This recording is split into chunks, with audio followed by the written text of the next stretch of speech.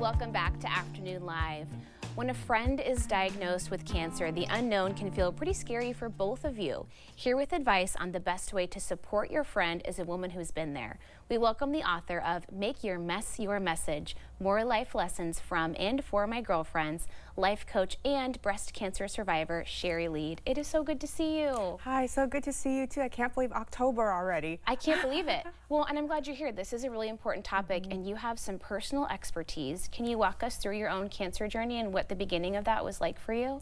Sure. Well, I was 47 years old and going through my kids were in high school at the time. It was before they got to the driving age, so I was still being that busy taxi mom. Yeah. And I got the call that literally dropped me to my knees. It was my doctor on the other end saying, "I'm sorry, your biopsy came back, you have cancer." And that was kind of the beginning. You didn't realize at the time, but the rest of your life was going to be completely different after that. Yes, and like I said, it's the call you never want to get.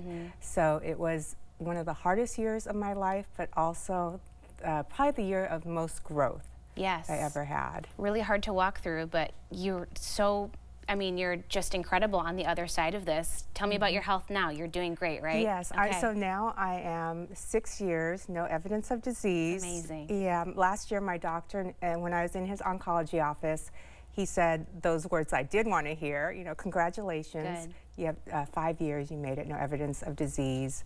And honestly, I exhaled. I didn't realize I had been holding my breath for 5 years. I bet. That's such a huge milestone. So let's talk about if you are on this journey, you want to support a friend who's going through this. You have some ideas of things we should not say to our friends. Yes, and these are things that I said myself before I was on the receiving end. So these are well-intended, you know, comments that people make. One is friends will say things like, "You're so brave, you're a warrior, you inspire me." And quite honestly, that was really hard to hear when I was going through the process, because no one chooses to have cancer and to go through the process. So in my mind, I'm thinking, well, what choice do I have? And it almost gives the person who's experiencing cancer, and I'm speaking for myself, but I think a lot of these are universal feelings. It almost gives that person, it stops them from telling people, "I'm afraid. I'm scared, I feel lonely," because you've been put on this pedestal for what you're going through. So now I stay away from saying that to someone else, you know, "You're brave," or "You're a warrior." Maybe that's something later on, but not in the midst. Sure.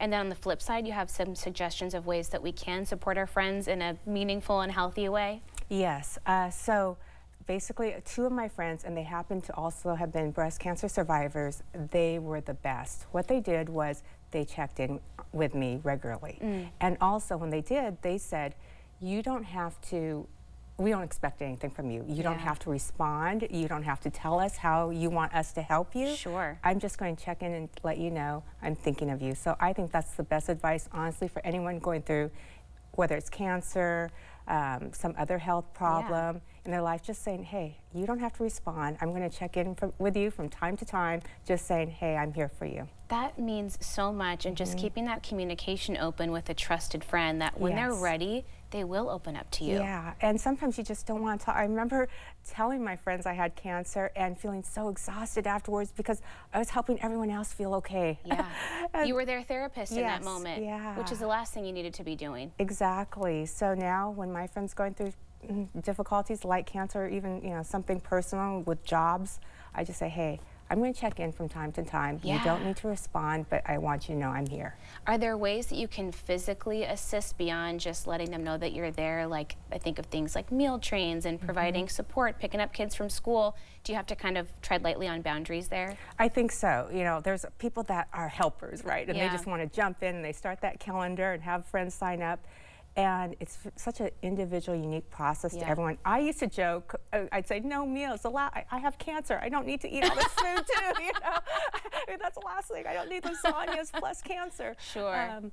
But it depends on the individual, and really asking, instead of assuming this is what you need or this is what your family needs too, because quite frankly, those meals come, you got to wash the dishes, figure out who this belongs to, and it could add extra work, and also you feel guilty maybe that you aren't doing things for other people. Well, and you said in the beginning it's a lot of well-meaning people who love you and want to reach out, but maybe those efforts are misguided sometimes. But you also have some beautiful stories of when you're ready to open up to those friends, like you traveled the 50 states and met someone new all over the country.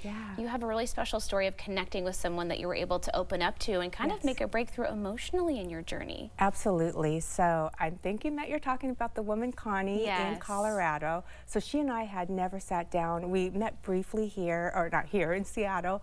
Never sat down and shared a meal together. We did. And at the time, I was going through a lot of personal difficulty in my marriage, 26 years of marriage.